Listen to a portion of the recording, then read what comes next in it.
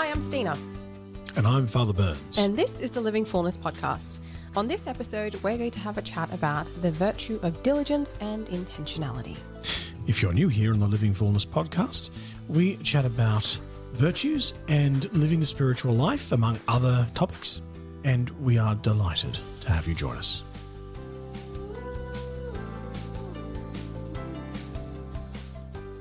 So for this episode, talking about diligence, and every month we kind of go through a particular virtue. So for this month, we're doing the virtue of diligence. And if you are following our socials, you will know that as the Virtue Ministry team, my team and myself are also doing the Virtue Challenge. So for this month, we're all challenging ourselves to grow in the space of diligence. So that's pretty cool. Let's have a chat about what diligence is then.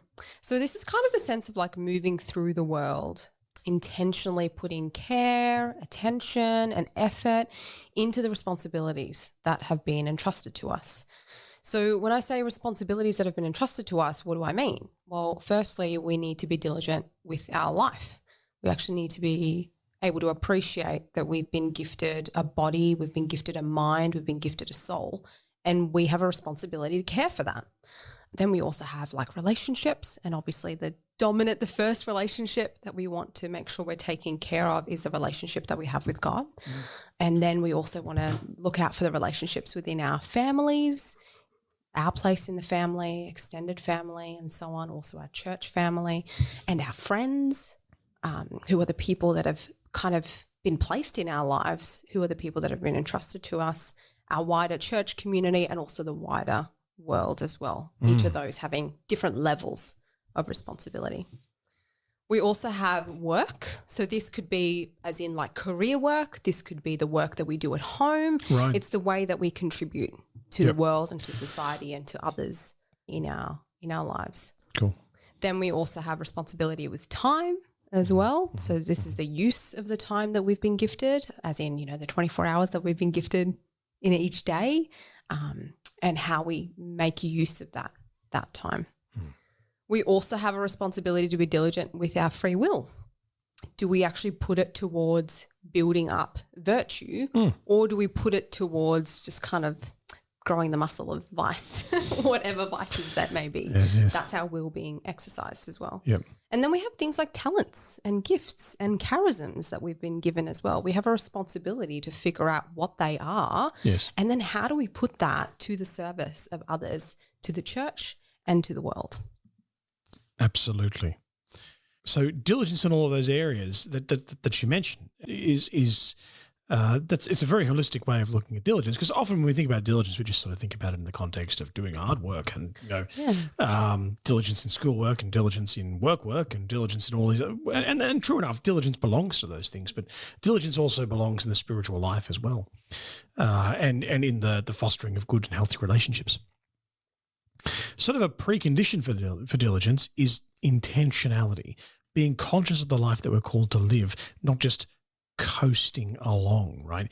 Being conscious that we're to act according to who we are and who we're called to be. Having that sort of intention to live in all aspects of our lives according to our Christian calling and who God has made us to be.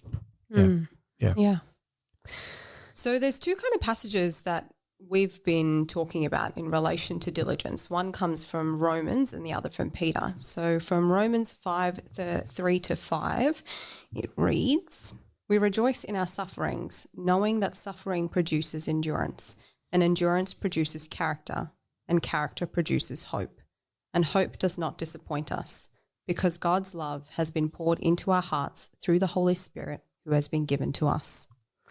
And in a similar kind of way, as we were talking about this, I thought, there's another one that reminds me of this one. And that one actually comes from 2 Peter 1:5-7, which reads, "For this very reason, make every effort to supplement your faith with virtue, and virtue with knowledge, and knowledge with self-control, and self-control with steadfastness, and steadfastness with godliness, and godliness with brotherly affection, and brotherly affection with love." I think both these passages make it very clear then that we're expected to put some kind of effort in.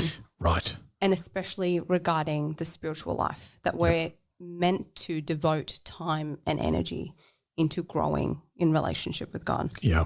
Yeah.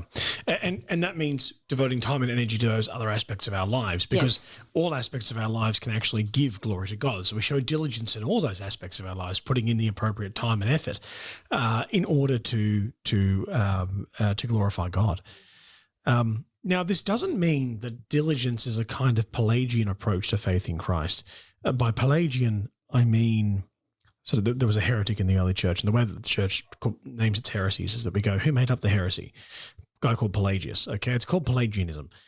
So Pelagius said, basically, he said that we can save ourselves. We can pull ourselves up to heaven by our own bootstraps, and that's not what diligence is. It's not where we can grow in the spiritual life by means of our own devising. Rather, it means prioritizing Christ and recognizing that a relationship with him is not only worth our attention, but is the thing that is most worth our attention, right? And our care and our efforts, allowing us to cooperate with his saving grace. It was St. Augustine would say that Christ made us without our help, but he will not save us without our help. So, Christ actually wants to, and this is shown through every book of Scripture, Christ wills to associate human freedom with his work. He wills to associate us with his saving work. So when it comes to our salvation, and when it comes to actually interacting with that reality and even sort of bringing that reality to the broader world, he wants our human freedom. He wants us to cooperate with that. That takes this virtue of diligence, where we actually see salvation for ourselves and for the world as being something that is of the most importance to us, that everything else is directed towards that. So that we direct our time and our energy towards that, and we give appropriate time and energy to all these other things in our life in a way that glorifies God and is appropriate for those various aspects. So I spend, if I'm a father and a husband, then the way that I glorify God fundamentally is in my vocation as a father and a husband, and my diligence in carrying that out, in putting effort and time into that, but also taking my family and going, hey, let's pray together with God, having that diligence to say, let's as a family craft a spiritual life together that is ordered towards God. But in the work that I do in order to support that family, I do it with diligence to glorify God. So that sense of diligence it's not about what we're doing so much, but rather it's about God's invitation to cooperate with him, to bring our human freedom to play there. So all of that established, on a practical level, what is contrary to diligence and how can we grow in diligence? Yeah, I guess so. The opposite of diligence would be the vice of sloth. And one of the ways, and I think we've spoken about this in a previous podcast, one of the ways that diligence or the lack of diligence can actually manifest is in the form of disobedience to the demands of love. So virtue, in terms of all the virtues, are ways of expression, are ways of expressing love. And the virtue of diligence demands love in the here and the now. So it's not this whole, well, actually it's not necessary right now, so maybe like later. That doesn't exist when it comes to diligence, because when it comes to the virtues, because virtue acts with immediacy. It's in the here and now. So if God calls us to something, then we're actually not being diligent with our time by postponing acting on that call. So when he calls us to do something, we ought to do that something now, or when he's asked that to happen. So if he's asked for it to happen now, we should do that now. Yeah. If he's asked something of us to happen tomorrow, we need to make sure it happens tomorrow. Right. And when we don't do that, we're actually being disobedient to what God has called us to do. Right. So when God calls us to courage, for example, he calls it in the here and now. He's not going to give you and ask you to be courageous, but in 5 years' time.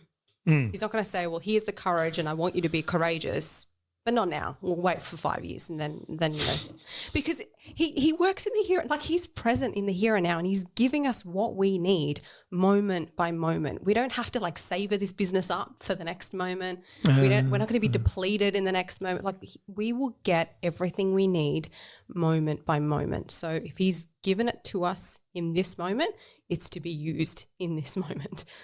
We've been entrusted that time. We've been entrusted that call. There's a responsibility there. And we have to use that only for this particular moment. Reminds me of St. Augustine, who says, again, Sponsored by St. Augustine. yeah, exactly. St. Augustine, who, when he was sort of starting to turn his life around, he, I think in his confessions, he said one of his prayers was, "Lord, make me chaste, but not yet." Right. Yeah. No, Augustine, the Lord is giving you that inspiration for right now, Yeah. And so another example or another way to think about what you've just said there is, you say a husband who's been asked by his wife to fix the kitchen sink. I mean, it's such a simple task, but if we take at face value that one of the ways that diligence actually changes and or helps us to grow in our relationship with God is that we see each with the smallest moments of our lives as a way to glorify Him, and that we do it therefore with great care and effort, then something like fixing the kitchen sink is actually kind of important. It's a way of glorifying God. Very simple, but it can be very profound. So he's asked to fix the kitchen sink, and he's like, I don't know if I know how to fix the kitchen sink. And I don't know if I want to admit that I don't know if I can fix the kitchen sink. Like, this is a stepping on my moment of manliness right here, And I can completely relate, because about 20 minutes ago, I was at the front of your place being like, yes, I can fix this light globe. And I'm like, I can't fix this light globe. This moment of manliness is gone. It just disappeared completely. Yeah, there's something else going on. I'm afraid I cannot fix this thing. Well, it's actually incumbent upon him to take the responsibility to go, my dear wife, insert name here, wife, I cannot do this. I can't do this. To have the courage in that moment to say, I can't do this. I can find someone who can, and I could even learn how to do it. But right now I can't do this, and it needs to get fixed now, so I need to call someone to do it. Yeah. All right. And that takes a bit of courage to admit that and to go, all right, I might feel like it's stepping on my moment of manliness here, but actually the manly thing is to own up, say I can't do this thing, and to get someone who can, and even to learn how to do that thing. Yeah. That's the manly thing to do, right? So because the manly thing to do there, and the loving thing to do there, right, whether male or female, is to take responsibility for what. Exactly. And that's due diligence. That's seeing the care that one has for those entrusted to one's care, rather than being careful only about how do I feel in this particular moment, looking beyond that and going, okay, I may feel this way in that particular moment, but despite how I feel in this particular moment, I have a responsibility that says recognize that, but then don't let that control you. Yeah. Act contrary to act in a way which respects those entrusted to your care. And that's due diligence at work. Yeah. So what are some ways that we can build diligence then? All right. So setting clear and achievable goals. Yep. So manageable chunks at a time, including breaks, so not, if I'm going to be diligent in fixing the kitchen sink, then I need to learn how to do that. Yeah. So that means taking the time to go and do that, and to make it an achievable goal, right? So I'm not going to be an expert plumber at the end of this, right? It's got to be something achievable that I can do. Yeah. The breaks thing though, that stuff's hard. Like that's one that I struggle with. I'm very good at, like on a Monday when I have an admin day, I'm very good at putting down a list of 15 admin tasks that I need to get done. Yeah. I'm not very good at going, well, if I want to get these 15 tasks done, how many breaks do I also need to have put in place in order for those to be done most effectively and efficiently? I like it. Yeah, so, breaks are important. Yeah. Planning for effective ways to actually achieve those goals. So systems, processes by which those goals will actually be be achieved? Like how, all right, this is the goal that I want. This is the achievable goal that I want. How do I go about like actually having steps in mind for how I accomplish this thing? And you mentioned breaks before. Well, planning those things, right? Planning where am I going to have a break so that I'm not snowed under by trying to achieve this thing. But also like enjoying it too. Like just, I think sometimes we can think, oh, diligence just means like we just have to do this thing that we don't want to do when we don't want to do it. There's actually supposed to be joy. Like the virtues are supposed to free us. That's right. That's right. Like true virtue frees us. It is actually meant to be joyful. Yeah. But it's meant to be joyful if you just know, look, yeah, okay, I know it's meant to be joyful, but I don't have the virtue of diligence, then yeah, look, it's probably not going to be joyful. It's probably going to be a slog. And that's okay. Yeah. It's okay that it's a slog when you know you don't possess that virtue. Yeah. Keep persevering. Yeah. And just keep going, keep moving forward and keep going, you know what? This sucks. I don't like it very much, but I got to keep moving forward here. And that includes looking after yourself within that with things like breaks, right? Yeah. You could be someone that really does enjoy the work side of it, but doesn't enjoy as you say, the break side of it.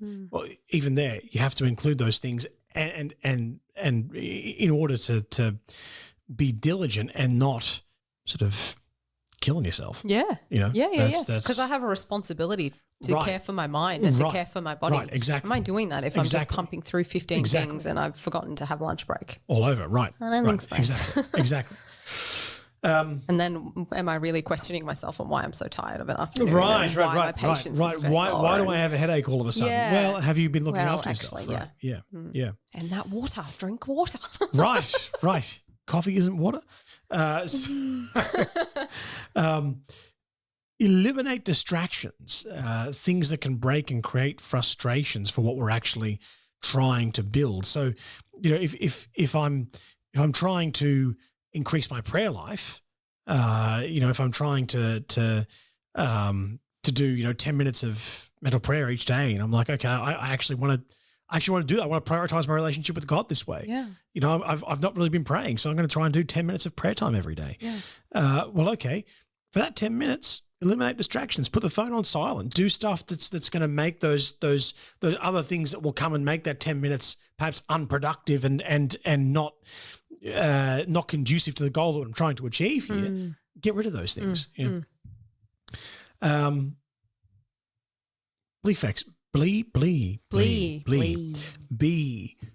Be flexible, willing to make adjustments. Taking the spiritual life up again as an example, I often have folks say, I want to pray a rosary. That's what that's something that I want to do in my spiritual life. I want to pray a rosary each day. Okay. Start small and think big. Start with an achievable goal, as we've said, and then be flexible in that goal. Being flexible doesn't mean looking for the easy way out each time.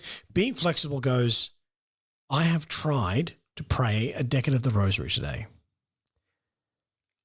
and I've managed to get 5 broken Hail Marys through because today was a day where the kids were racing around like mad people, and 2 of them are sick, and and it's just been one of those days where things haven't worked.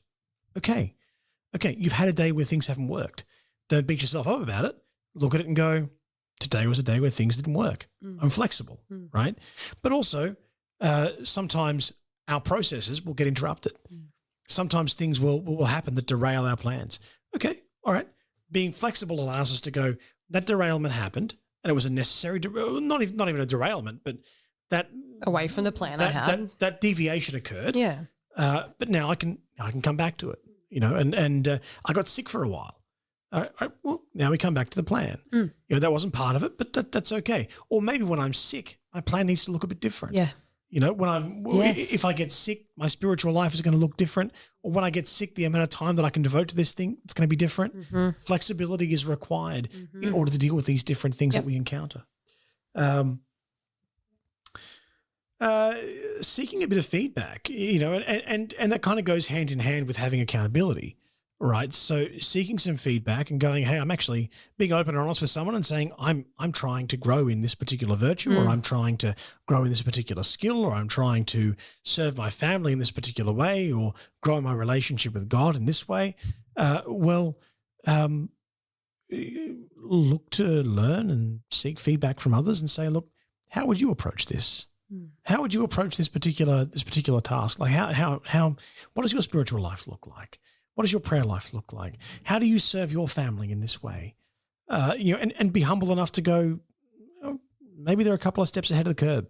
Maybe they know where that maybe they've figured something out that I haven't yet, and I can learn from them. Yep. And maybe they've tried some things that didn't work. Exactly. But I don't have to repeat. That's right. And let someone hold you accountable. If you're trying to be diligent in some particular aspect of your life, let someone hold you accountable so that if you flag in diligence, they can go, hey, you're not being careful about this thing. You're being flippant about this thing. I journey with some folks who are trying to overcome certain difficult and addictive behaviors. And if they're being flippant in one aspect of their lives, because one of the things that's really important for overcoming addictive behaviors is that we have diligence in a lot of different areas, right? That there's diligence in prayer life, there's diligence in exercise, there's diligence in work,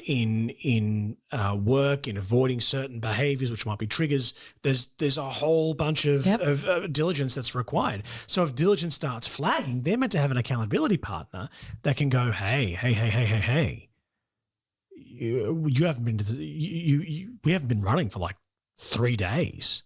What's that about? And it holds them to that goal that they're trying to achieve and the diligence that they're trying to exercise. Yeah. And also gives them that opportunity for feedback because, hey, maybe the system that's in play isn't actually going to help you achieve the goal that initially, as you initially thought it would. Right. Like How maybe right you you thought, this is how I'm going to get there. This makes perfect sense. But now it's been a couple of weeks and it's not working so well and you're starting to wane and your accountability partner can go, hey, what is this? Well, that's your check-in. But that gives you an opportunity to review and go, maybe my systems aren't working. Yeah, exactly. Maybe I need to shift some stuff around. Yeah. Celebrate wins. Yeah. Celebrate wins, right? Yeah. And this can be particularly difficult, right? How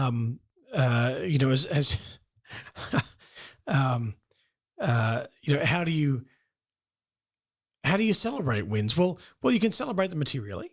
Yep. You can celebrate them materially. Yep. You can grab a cake and celebrate your win. Yep. But also you can celebrate them in a immaterial way as well, in a way which is more connective than it is. Because I think one of the important things about celebrating a win is that you don't celebrate in isolation. Yeah. Because celebrating wins, you achieve some goal in the spiritual life or in your family life, and you've been diligent about achieving this particular goal. Great, awesome, fantastic. But if the way that I celebrate that win is in isolation, is on my own with a piece of cake and sitting back and watching a TV show. Now, not that any of those things are wrong. TV shows and cake aren't wrong. Yeah. But when we celebrate in isolation, it can sometimes be a little bit counterproductive to the whole diligence thing. It can sometimes be a case of I've been diligent, I've achieved my goal, now I can sit back and do whatever I want. Or now I can sit back and just chill out and maybe let myself slip a little. Or now I can,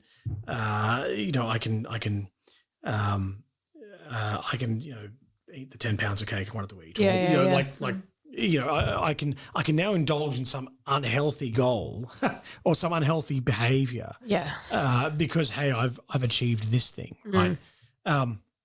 Whereas when we celebrate in connection with someone else, like we go out for a meal or we sit down and just talk about the achievement with someone, or we pray a decade of the rosary and thanksgiving for this particular thing that's taken place, like that. Those are are good, wholesome ways of celebrating a win that doesn't just mean I'm on my own doing this celebration.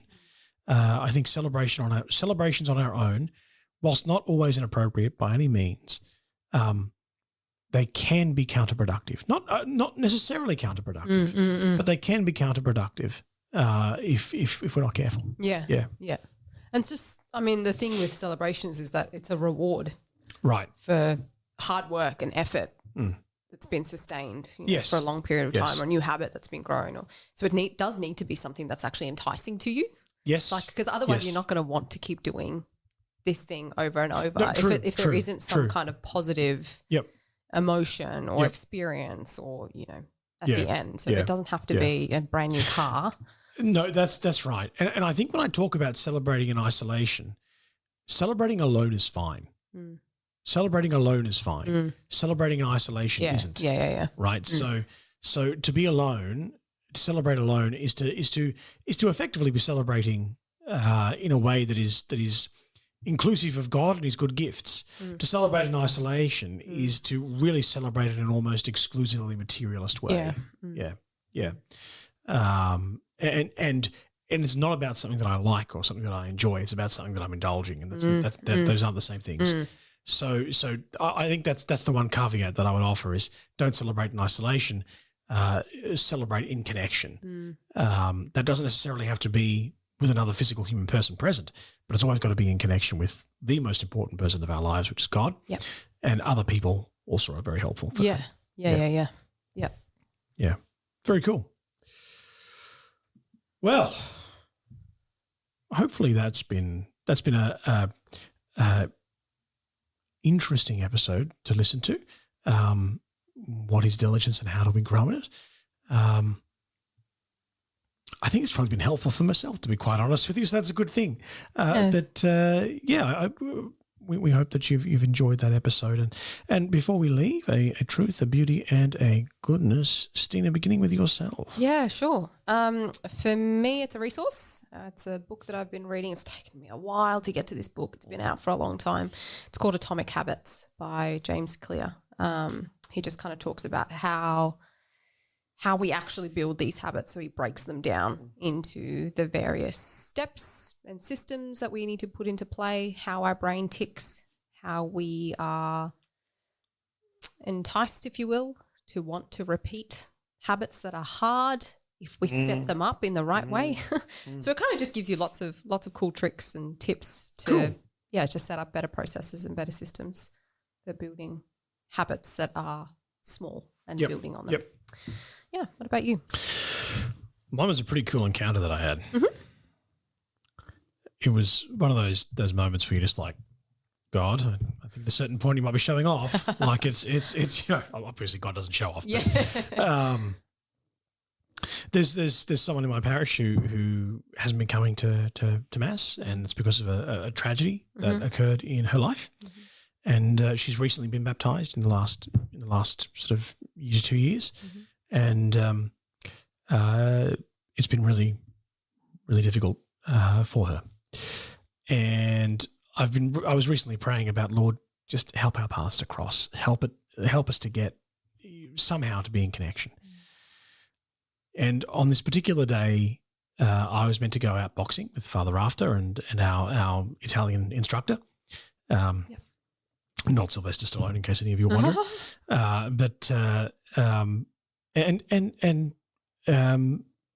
I was waiting for a pest guy to come in, a pest control guy to come in, and I'm like, oh, he's running a bit late. And boxing's at 2:00, and it starts getting towards 1:30, and I'm like, come on, it's going to take half an hour to show you around the property. Yeah. So I texted Father Rafter, and I said, mate, I'm going to be late for boxing. Just start without me, and I'll arrive. So I showed the guy around cathedral property and said, here's where we need you to do your stuff. He goes, yeah, no worries, Father. He goes, you mind if I walk around the property? I go, yep, sure, you go. You walk. And I'm going to get some bollards to block off this entrance so that nobody gets stung by a bunch of wasps. And so I went over to the church to grab those bollards. As I went to grab them, the pest control guy calls me again. And he goes, Father, you need to come and see this thing. I'm like, okay, no worries. So I left the bollards there, went across to see what it was that he wanted to show me. And he showed me this thing, and I'm like, great, fantastic stuff. You didn't need to show me that. You Just deal with it. do your thing and fix it. Like, that's fine. I'm none the better for having seen it. You could have just. I'm now more worried about it. You could have just pretended like it wasn't there and fixed it for me. And anyway, fine. Thank you for showing me. Okay. I'll go back and I'm looking at the time. I'm like, oh, come on. So I got back to the church, went to pick up the bollards, heard the door go. Someone walked in. I turned around and there was this young woman. And I went, I see. So I dropped everything, dropped the bollards and went over and said, "Oh, how's it going?" We sat down for a bit and talked and connected and it was beautiful, and it was a moment where God worked His mercy. Yeah. And I said to her, "Do you realize that right now I'm meant to be across town getting beaten up by a mild-mannered Italian man, but God has worked it just so that I would be here when you walked in, like just so. There were plenty of opportunities for me to pick up what I needed to pick up and walk out, but God in His goodness was insistent. Like, He inspired a pest man to be like, I need to call Father about this problem that I could easily deal with on my own. It was awesome. I need to tell the pest man this story. Yeah, you do. Like, I need to tell him that and just be like, do you realize that you actually assisted in somebody's moment of conversion? Yeah. So it was just this really, really beautiful moment. Yeah. And the fact that it also happened on my anniversary was really nice as well. Yeah. So it was like a little gift from God. I'm like, that's actually pretty cool. An answered prayer. Yeah. So, Yeah, that was awesome. really nice. That's beautiful. Yeah. Very good. Well, thanks for joining us for another episode of Living Fullness. We will catch you again next week. But until then, know of our love and prayers. God bless.